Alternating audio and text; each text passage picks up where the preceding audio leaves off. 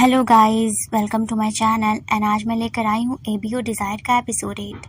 तो अगर आप मेरे चैनल पर नए हैं तो सब्सक्राइब ज़रूर कर लेना, और जिन लोगों ने अब तक पिछले वाला एपिसोड नहीं सुना है तो वो भी सुन सकते हैं। तो चलिए स्टार्ट करते हैं। तो एपिसोड के स्टार्टिंग में हम देखते हैं कि मिस्टर शिन हॉस्पिटल में होते हैं, यानी कि उनके फेरेनॉर्म्स इतना ज़्यादा आ चुका था, उनका हीट बहुत बढ़ जाता है, तो वो चलती मीटिंग में ही वहीं पे बेहोश होने लगते हैं। उसके बाद उसका असिस्टेंट जो होता है वो उसे हॉस्पिटल में ला करके एडमिट करवा देता है। अब जब उसे होश आया तो वो अपने असिस्टेंट से पूछता है कि क्या उसके फेरेनॉर्म्स की वजह से किसी को भी हर्ट हुआ है। तो उसका असिस्टेंट कहता है कि नहीं, बाकी लोग ठीक है, टाइम पे वो लोग निकल चुके थे और बस एक पर्सन को थोड़ा बहुत हर्ट हुआ है तो वो सेटल कर लेगा। तभी वहाँ पर डॉक्टर भी आ जाता है और डॉक्टर उसे बताता है कि एक अल्फ़ा के लिए इतना ज़्यादा हीट बहुत प्रॉब्लम हो सकता है कि अल्फ़ा की बॉडी धीरे धीरे अब कमज़ोर होने लगी है और हीट फेरेनॉर्म्स की वजह से अब उसे प्रॉब्लम हो सकती है, उसकी बॉडी बहुत ज़्यादा वीक हो चुकी है। उसके बाद वो बताते हैं कि आपको इस एज में ना टेंशन लेना चाहिए और ना ही अपने आप को इतना प्रेशर देना चाहिए वर्क की वजह से कि आपकी बॉडी ये सब झेल ना पाए। आपकी हीट ओमेगा के जैसे हो गई है कि वो हर टाइम आकर के आपको जस्ट प्रॉब्लम में डाल सकती है। तो अगर आप चाहते हैं कि आप अगर ठीक हो तो आपको प्रॉपर बेड रेस्ट लेना पड़ेगा, यानी कि हॉस्पिटल में भर्ती होना पड़ेगा। पहले तो मिस्टर शिन मना करता है, वो कहता है कि मैं अभी रेस्ट नहीं कर सकता, मुझे अपना काम करना होगा। तो डॉक्टर उसे समझाने लगता है कि देखिए, बॉडी आपकी है और आप चाहते हैं कि ये सब आपसे दूर हो जाए, मतलब कि आपका जो हीट साइकिल है वो नॉर्मल हो सके, तो प्लीज़ आपको इतना करना होगा। तो ना चाहते हुए भी उसे मानना पड़ता है। डॉक्टर वहाँ से चला जाता है उसका चेकअप करने के बाद। तभी जो उसका असिस्टेंट होता है वो कहता है कि आप सर रेस्ट कीजिए, जो भी काम होगा मैं ऑफिस से सब संभालने की कोशिश करता हूँ। तो वो कहता है कि ठीक है, पर अगर कोई भी इम्पोर्टेंट काम रहा या कुछ भी रहा जो ज़रूरी हो तो तुम मुझे इन्फॉर्म करना, मैं तुम्हें यहीं से करके दे दूँगा। तो वो कहता है कि ठीक है सर, मैं सब कुछ हैंडल कर लूँगा और जो भी ज़रूरत का काम होगा तो मैं आपसे बोल दूँगा। तो उसके बाद ये सुन करके वो चला जाता है। उसके बाद मिस्टर शिन सो जाते हैं। थोड़ी देर बाद ही फिर से मिस्टर शिन के जो अंदर का फेरेनॉर्म्स होता है वो फिर से बाहर आने लगता है, जिस वजह से उन्हें दर्द भी हो रहा होता है। पर वो खुद के दर्द को कंट्रोल करके जैसे तैसे सोने की कोशिश करने लगते हैं, लेकिन उनका फेरेनॉर्म्स जो इसमें होता है वो बाहर आ ही जा रहा था, जिससे कि उनको तकलीफ़ हो रही थी। फिर नेक्स्ट डे उसका असिस्टेंट आता है और फिर वो उसे सनफ्लावर देता है और ये देख करके वो खुश हो जाता है, क्योंकि वो सनफ्लावर मतलब हुआ योंग यानी कि एनिग्मा ने भिजवाया होता है। तो ये देख करके वो फ्रेश फील करने लगता है और वो बताता है कि ये हुआ योंग ने भिजवाया है और वो आपसे मिलना भी चाहते हैं। तो मिस्टर शिन कहता है कि तुम मुझसे कहो कि मैं उनसे अभी नहीं मिल सकता, क्योंकि मेरा फेरेनॉर्म्स जो है वो बहुत ज़्यादा टफ है और वो एक ओमेगा है, तो उन्हें हर्ट हो जाएगा। तो ये सुन कर के उसका सिस्टर वहाँ से चला जाता है। इधर हम दूसरे सीन में देखते हैं कि जो वायोंग होता है वो मिस्टर शिन के लिए ही फिश सूप बना रहा होता है और तभी उसे वांगलन का कॉल आता है और फिर वो दोनों बात करने लगते हैं। वांगलन कहता है कि मैंने सुना है कि मिस्टर शिन हॉस्पिटलाइज हो गए हैं। तो ये सुन कर के वायोंग कहता है ये सब तुम्हें कैसे पता, किसने बताया तुम्हें? तो वो कहता है कि ये मैटर नहीं करता कि मुझे कैसे पता चला। तो क्या ये बात सही है? तुम सच में पागल हो गए हो? तुम्हें पता है ना कि तुम क्या कर रहे हो? अपने फेरेनॉर्म्स को यूज़ करके तुम ये सब करने की कोशिश कर रहे हो। तुम्हें इसका अंजाम भी पता है कि क्या हो सकता है? तो वो कहता है कि हाँ, मुझे सब पता है और मैं सब हैंडल कर लूँगा। और तभी वो खुश होते हुए अपना जो फ़िश करी बनाया रहता है वो उसे चखता है। तो उसकी आवाज़ सुन करके वो कहता है कि तुम क्या कर रहे हो? तो हुआयोंग कहता है कि मैं कुक कर रहा हूँ। ये सुन करके वो कहता है क्या तुम सच में कुछ बना भी सकते हो?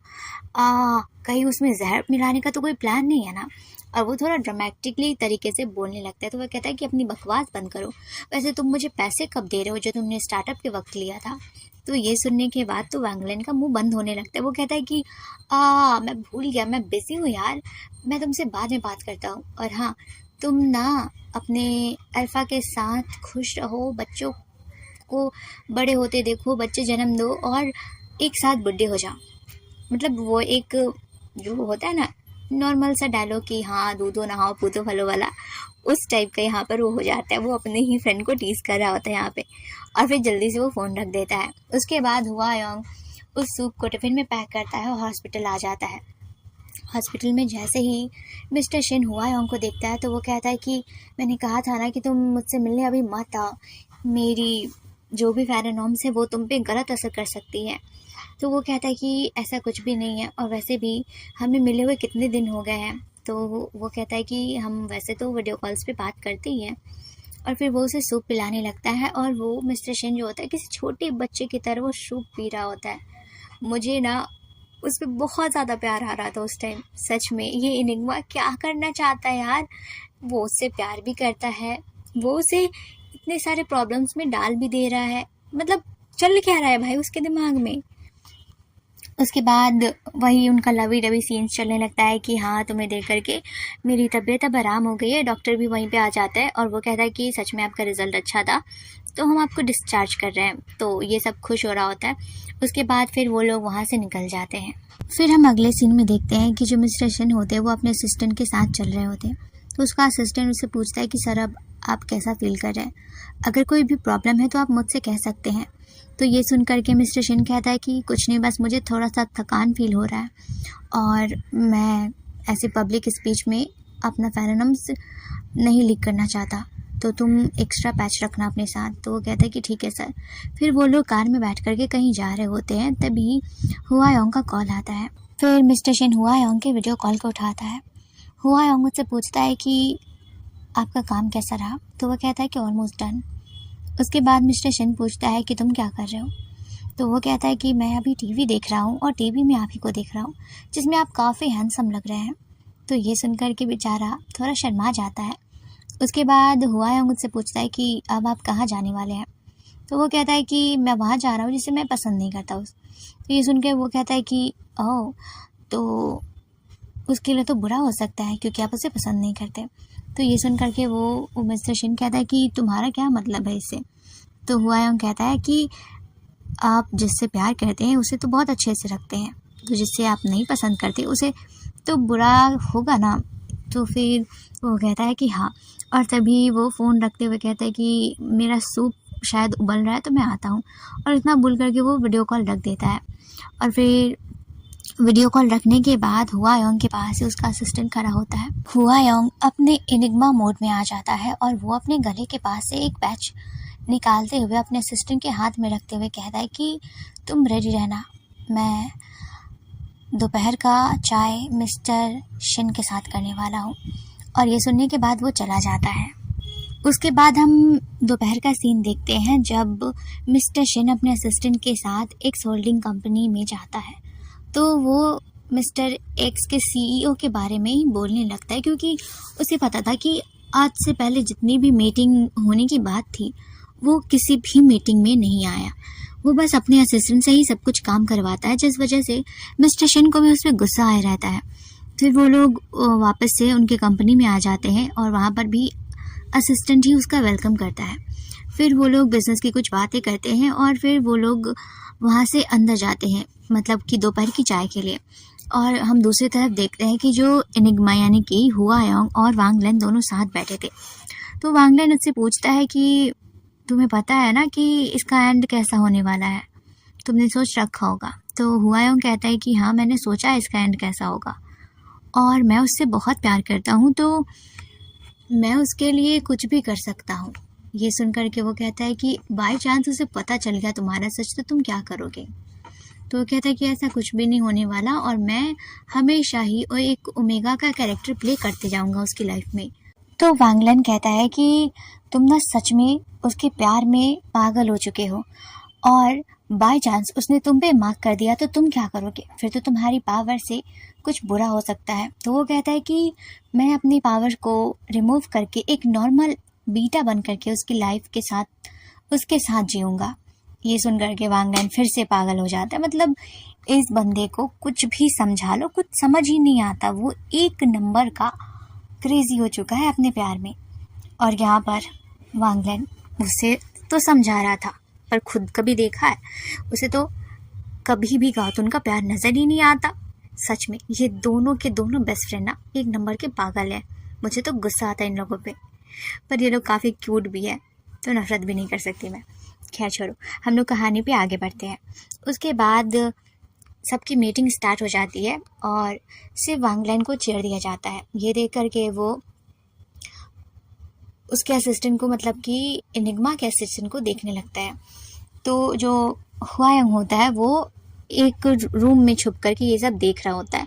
वो सामने नहीं आ सकता, वो अपना चेहरा नहीं दिखा सकता, तो वो एक जगह बैठ करके बस इन लोगों को देख पा रहा है वो, लेकिन जो मिस्टर शेन है वो नहीं देख पा रहा। तो उसका जो असिस्टेंट होता है वो देखने लगता है, तभी उसे मिलता है ऑर्डर कि उसके असिस्टेंट के लिए, मतलब मिस्टर शेन के असिस्टेंट के लिए भी एक चेयर लाकर रखा जाए। तो वो ऐसा ही करता है, वो चेयर ला कर के दे देता है। तो वो कहता है कि बैठ सकते हैं आप इस पर। तो जो मिस्टर शेन का असिस्टेंट होता है वो अपने बॉस की परमिशन लेता है। उसका बॉस भी कहता है कि हाँ तुम बैठ जाओ। और जैसे ही वो बैठता है कि वहाँ पर मीटिंग स्टार्ट होने लगती है। और फिर से जो मिस्टर शेन होता है उसको गुस्सा आ रहा होता है कि इस वाले मीटिंग में भी जो एक्स होल्डिंग कंपनी के जो सीईओ है वो क्यों नहीं आ रहा। और वहीं अंदर बैठा वांगलैन उसे कहता है, देखो तो ये हैंडसम है, चार्मिंग है, लेकिन फिर भी सबसे एरोगेंटली तरीके से ही बात कर रहा है और अपना इंट्रोडक्शन दे रहा है। तो ये सुनकर के हुआयोंग कहता है, वांगलैन तुम मेरे अल्फा के बारे में बात कर रहे हो तो अपनी ज़बान संभाल के बात करो। ये सुनकर के वांगलैन उस पर टॉन्ट कसते हुए कहता है, क्या सच में वो तुम्हारा अल्फा है? कुछ दिन पहले ही एक ओमेगा लड़की खुद को उसका गर्लफ्रेंड बता रही थी, है ना? आई थिंक तुम्हें ये बात शायद पता नहीं है। और ये सुनने के बाद हुआयोंग को गुस्सा आने लगता है। उसके बाद हम देखते हैं कि वो अपने फेरोमोन्स को यूज़ करता है और उसके फेरोमोन्स की वजह से जो मिस्टर शिन का फेरोमोन्स होता है वो भी बाहर आने लगता है। और जैसे ही मिस्टर शिन का फेरोमोन्स बाहर आता है वहाँ पे सभी जो लोग होते हैं सबको प्रॉब्लम होने लगती है और जो वो लोग वहाँ से निकल जाते हैं। वहीं जो हुआयोंग का असिस्टेंट होता है वो जल्दी से मास्क पहनता है और यही जो मिस्टर शिन का असिस्टेंट होता है वो उसे संभाल रहा होता है क्योंकि उसकी हालत उसके फेरोमोन्स के निकलने की वजह से ख़राब होने लगती है। और तभी हुआयोंग का असिस्टेंट गन निकालते हुए मिस्टर पी मिंग के ऊपर पॉइंट कर देता है, जो कि मिस्टर शिन का असिस्टेंट होता है। और ये होते ही वो कहता है कि मिस्टर देखिए, ये मेरे बॉस की गलती नहीं है, वो बस फेरोमोन डिज़ास्टर से सफ़र कर रहे हैं, इसलिए ऐसा हुआ, उनका कोई भी ऐसा इरादा नहीं था। लेकिन जो हुआयोंग का असिस्टेंट है उसे तो एक अलग सा ऑर्डर मिला है ना एनिग्मा यानी कि हुआयोंग से, इसलिए वो वैसा ही करता है। और फिर वो उसके चेहरे पर ब्लाइंड फोल्डर डाल देता है ताकि वहाँ पर जब हुआयोंग आए एज ए एनिग्मा मोड में तो किसी को पता ना चले। और तभी वहाँ पर हुआयोंग की एंट्री होती है बहुत ही मतलब अलग तरीके से। और फिर वो आता है और मिस्टर शिन को बहुत करीब से देखने लगता है। फिर वो अपने असिस्टेंट को देखकर कहता है कि डॉक्टर की रूम रेडी करवाओ ताकि हम मिस्टर शिन को वहाँ पर रख सकें। उसके बाद का हम सीन देखते हैं कि जो हुआयोंग होता है वो मिस्टर शिन के काफ़ी करीब होता है। वो मिस्टर शिन को देखते हुए कहता है कि मुझे आप पे तरस आ रहा है, आपकी ऐसी हालत देख करके।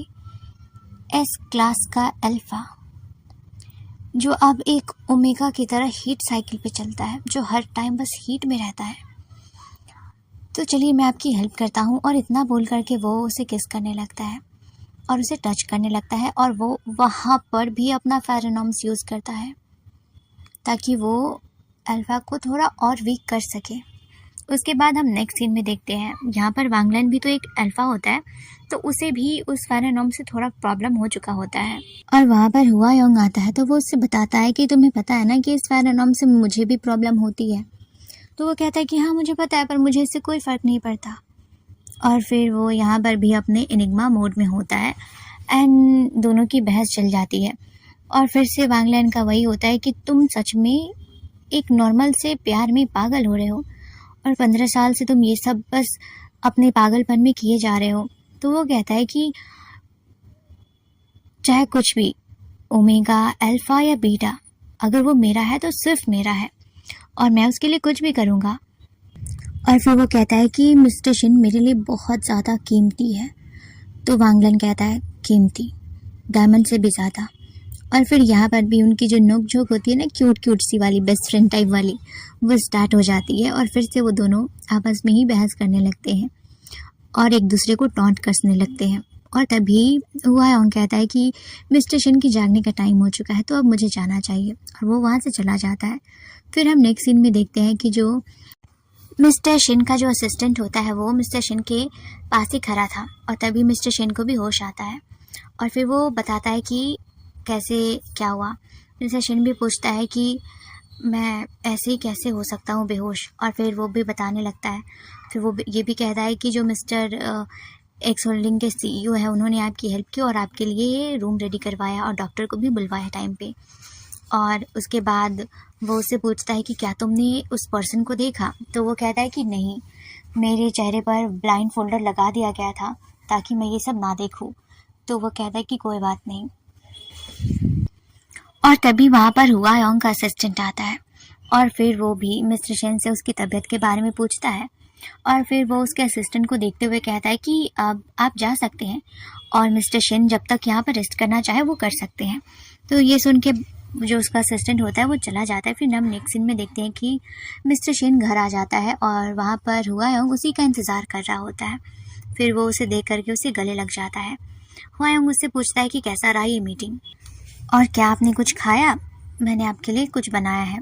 और फिर से वो लोग ऐसे ही खाने वाने की बात करने लगते हैं और एक दूसरे के साथ लवी डबी होने लगते हैं। और फिर वो दोनों साथ में खाने बैठते हैं और खाने टाइम भी हुआयोंग उससे सवाल करता है कि क्या ज़्यादा कोई प्रॉब्लम है कंपनी में, तो वो कहता है कि कुछ नहीं, मैं हैंडल कर लूँगा। और फिर वो लोग ऐसे ही कंपनी के बारे में ही बातें करने लगते हैं कि थोड़ा प्रॉब्लम चल रहा है वहाँ पर और उन्हें थोड़ा सा ज़्यादा काम करने की ज़रूरत है। बस नॉर्मल जो होता है ना वर्क, तो वही सब का बात हो रहा है, तो मैं वो ज़्यादा एक्सप्लेन नहीं करूँगी डिटेल में। उसके बाद वो लोग साथ में खाते हैं, फिर उसके बाद वो लोग साथ में बैठ कर के बुक रीड कर रहे होते हैं। दोनों का एक अलग अलग बुक होता है। तभी मिस्टर शिन को उसके असिस्टेंट का कॉल आता है और उसका असिस्टेंट उससे यही कहता है कि गातुन का कॉल आया था और उन्होंने कहा है कि मिस्टर शिन वांगलैन आपसे मतलब आपके साथ मीटिंग करना चाहते हैं। तो ये सुनने के बाद तो जो मिस्टर शिन होता है वो तो ऐसे भी उसको पसंद नहीं करता था, इसलिए वो कहता है कि मुझे उसके साथ कोई भी मीटिंग नहीं करनी है। लेकिन फिर भी जो उसका असिस्टेंट होता है उसे कन्विंस करने की पूरी कोशिश करता है कि ये मिस्टर गातुन ने कहा है और ये ज़रूरी हो सकता है और हमारे फेवर में भी हो सकता है। पर वो एक नज़र हुआयोंग को देखता है और फिर वो कुछ सोच करके कहता है कि नहीं, मुझे उससे कोई भी मीटिंग नहीं करनी है। और उसका जो असिस्टेंट कुछ और बोलने को होता है लेकिन उससे पहले ही वो फ़ोन कट कर देता है और फिर से वो हुआयोंग को देख करके मुस्कुराने लगता है। और हुआयोंग बहुत ही मासूम सा फेस बना करके मिस्टर शिन के कंधे पे अपना सर रख लेता है। इनका ये सीन्स ना बहुत ज़्यादा ही क्यूट सा लग रहा है, एकदम परफेक्ट क्यूट कपल जैसा। लेकिन जैसे ही मुझे हुआयोंग की सच्चाई दिमाग में आ जाती है, भाई मुझसे देखा नहीं जाता। बेचारे अल्फा की क्या हालत बना रखी है। उसके बाद देखते हैं कि दोनों सोने चले जाते हैं। दोनों सो रहे होते हैं कि तभी फिर से मिस्टर शिन का फ़ोन बजता है। तो वो पहले तो फ़ोन इग्नोर करता है लेकिन कुछ सोच करके वो फ़ोन उठाता है। तो वो उसके दोस्त का फ़ोन होता है जो कि वो लोग हमेशा एक पब में बैठ करके पार्टी वार्टी करते थे ना, उन्हीं में से एक का। तो वो दूसरे साइड से उसे इनवाइट करता है कि हम लोग एंजॉय करेंगे, पार्टी करेंगे। पर वो कहता है कि नहीं, मैं नहीं आ सकता, तुम्हें तो पता है कि मैं कितना बिजी हूँ इस वक्त, काम वाम का बहुत ज़्यादा लोड हो चुका है। तो फिर भी वो कहता है कि कोई बात नहीं, तुम आओ तो सही, हम इंजॉय करेंगे तो तुम्हें शायद अच्छा फील होगा। और तभी जो मिस्टर शिन होता है वो उसे बता देता है उस इंसान के बारे में जो उस दिन हुआयोंग को उस पार्टी में मैनिपुलेट कर रहा था या फिर उससे पहले भी हुआयोंग को अप्रोच करने की कोशिश कर चुका है। तो वो कहता है कि मुझे उस पर बहुत गुस्सा आया हुआ है और वो अगर मेरा दोस्त नहीं होता या हमारा दोस्त नहीं होता तो मैं उसके साथ क्या करता मुझे भी नहीं पता। और फिर वो लोग उसके बारे में बोलने लगते हैं। तो उसका फ्रेंड कहता है कि आई एम सॉरी, मुझे सच में इतनी डिटेल से ये बातें नहीं पता थी, तो उसके लिए आई एम सॉरी, लेकिन अगर जब भी तुम्हें फ्री टाइम मिले तो हम साथ में इंजॉय कर सकते हैं। और उसके बाद वो फ़ोन रख देता है। तो मिस्टर शिन होता है वो वहाँ से जा रहा होता है, तभी उसे एक कॉल आता है फिर से, पर वो उस कॉल को इग्नोर करता है। लेकिन फिर से वो कॉल उसका बार बार बजने लगता है, जैसे कि वो कॉल उठाता है और उसे कुछ पता चलता है। फिर हम नेक्स्ट सीन का देखते हैं कि वो हॉस्पिटल में आया रहता है, यानी कि उसके पापा का जो कंडीशन थोड़ा और ख़राब हो गया रहता है। पर वो जैसे ही हॉस्पिटल में आता है उसका स्टेप ब्रदर वहीं पर था और वो उसके डैड से मिलने नहीं देना चाहता था। वो उस पर बहुत चिल्लाता है कि तुम जब से सीईओ बने हो ना तो तुमसे कंपनी संभाली जा रही है और ना ही तुम्हें डैड की फ़िक्र है। वो उसे बहुत कुछ बोलने लगता है कि तुम सच में मतलब कंपनी पा करके तुम बहुत ज़्यादा ही अय्याशी कर रहे हो, तुम डैड की हेल्थ पे ज़रा सा भी ध्यान नहीं देते, उन्होंने तुम पे ट्रस्ट करके ये सब दिया और तुम बस एंजॉय करने में लगे हो। तुम ये नहीं देख रहे कि हमारे डैड कितने ज़्यादा बीमार हो गए हैं, अगर उनका ट्रीटमेंट नहीं हुआ तो वो मर सकते हैं, ब्ला ब्ला बहुत कुछ उस पर सुनाता है, बहुत कुछ बोलता है और तुम्हारा कोई हक नहीं है डैड से मिलने का। और यहाँ पर मिस्टर शिन को बहुत गुस्सा आता है और वो अपने फेरोनॉम्स को यूज़ करता है और उसके फेरोनॉम्स की वजह से जो उसका भाई होता है वो अपने आप ही अंदर वीक होने पर लगता है और फिर वो नीचे गिर जाता है और वो अपने दर्द को कंट्रोल करते हुए कहता है कि हम दोनों एक ही डैड के बच्चे हैं, बस हमारी मॉम अलग है, लेकिन तुम फिर भी मुझसे आगे हो हर चीज़ में। हम दोनों अल्फ़ा है, लेकिन तुम A क्लास अल्फ़ा हो और मैं B क्लास, और मैं बस तुमसे पीछे रह जाता हूँ हर चीज़ में। और फिर वहाँ वो फिर से अपने डैड के कंडीशन के जानने के बारे में इंतज़ार करने लगता है। बहुत वेट करने के बाद ही उसे फिर भी कुछ समझ नहीं आ रहा था कि वो क्या करे, और तभी वो देखता है कि हुआयोंग का मैसेज आया रहता है। हुआयोंग उससे पूछता है कि आप इतनी रात को कहाँ चले गए थे? तो वो कहता है कि तुम भी तो जल्दी जाग गए हो, तुम्हें सो जाना चाहिए। हुआयोंग उससे पूछता है कि कुछ प्रॉब्लम है क्या, कोई इम्पोर्टेंट काम है? तो मिस्टर शिन कहता है कि कोई बात नहीं, तुम आराम करो। तो वो कहता है कि मुझे आपके बिना, आपको पता है कि नींद नहीं आती, तो मैं दोबारा से आराम नहीं करूँगा आप जब तक नहीं आते। तो ये सुनकर के फिर से जो मिस्टर शिन होता है वो बता देता है कि उसके डैड की कंडीशन ठीक नहीं थी, इसलिए उसे जल्दी में निकलना पड़ा और वो उसकी नींद को डिस्टर्ब नहीं करना चाहता था, इसलिए वो बिना बताए ही आ गया। वो कहता है कि तुम्हें टेंशन लेने की ज़रूरत नहीं है, मैं यहाँ पर हूँ तो सब कुछ संभाल लूँगा। और फिर वो ऐसे ही बात करने लगता है। बात करने के बाद तभी वहाँ पर डॉक्टर आता है और डॉक्टर उसे बताता है कि उसके डैड की कंडीशन बहुत ज़्यादा ख़राब है। अगर टाइम पर वो दवाई नहीं मिली उसे तो फिर उसके डैड बहुत ज़्यादा ही दर्द से मतलब तड़प उठेंगे, क्योंकि उनकी जो बीमारी है वो ऐसे ही ठीक नहीं होगी, बल्कि वो उनके लिए बहुत ज़्यादा ही बुरा हो सकता है। और ये सुन कर के मिस्टर शिन अंदर से टूट जाता है। उसके साथ कुछ भी अच्छा नहीं हो रहा था। एक उसका फेरोनॉम्स का आना बार बार उसकी लाइफ में, उसकी कंपनी एक ऐसे पॉइंट पे है जहाँ पर उसे बहुत सारे शेयर होल्डर की ज़रूरत है, लेकिन वहाँ पर कोई भी उसकी हेल्प नहीं कर रहा। ऊपर से अब उसके डैड की कंडीशन, और वो दवाई सिर्फ एक ही कंपनी में मिल सकती है जो कि एक्स होल्डिंग कंपनी है, और बाकी कंपनी में उनके साथ उसका कोई डील ही फिक्स नहीं हो पा रहा, जिससे कि वो काफ़ी परेशान हो जाता है। फिर वो अपने घर आता है तो देखता है कि वहाँ पर एक लेटर रखा हुआ था जो कि हुआयोंग ने लिख कर गया था। उसमें लिखा था कि वो मार्केट जा रहा है, अगर हुआयोंग के आने से पहले मिस्टर शिन वहाँ पर आता है और वो उसे पढ़ता है तो अगर उसे बाज़ार से कुछ मंगवाना हुआ तो वो उसी को बोल सकता है कि ले आए, उसको मैसेज कर दे। तो ये देख कर के फिर से वो उसे मैसेज करता है और फिर वो लोग मतलब नॉर्मली मैसेज में बातें करते हैं कि मार्केट से आपको क्या चाहिए, तो वो कहता है कि कुछ नहीं, और वो कहता है कि तुम मुझे मैसेज भी तो कर सकते थे। तो वो कहता है कि मैसेज मैं करके आपको डिस्टर्ब नहीं करना चाहता था, बस इसलिए मैंने वो लेटर रख दिया। उसके बाद फिर नॉर्मली उन लोगों का बात होता है और वहाँ से देखते हैं कि हुआयोंग मैसेज करते करते ही अपनी कार के पास आता है। वहाँ पर उसका असिस्टेंट इंतज़ार कर रहा था और तभी उसका असिस्टेंट उसे बताता है कि जो मिस्टर शिन के डैड की तबीयत ज़्यादा ही ख़राब हो गई है और उन्होंने मुझे कॉल किया है हेल्प के लिए, तो क्या मुझे वो कॉल करना चाहिए अभी, क्योंकि मैंने उनका कॉल नहीं उठाया। तो हुआयोंग कहता है कि कोई ज़रूरत नहीं है, 2 घंटे बाद तुम उसके कॉल का रिप्लाई देना। वो अभी भी जो मिस्टर शिन है उसको थोड़ा कमज़ोर करना चाहता है। उसके बाद हम नेक्स्ट सीन में देखते हैं कि जैसा कि हुआयोंग ने ऑर्डर दिया था अपने सेक्रेटरी को, उसी हिसाब से उसका जो असिस्टेंट होता है वो मिस्टर शिन को कॉल करता है और वो कहता है कि कोई ज़रूरी काम था क्या, आपने मुझे कॉल किया?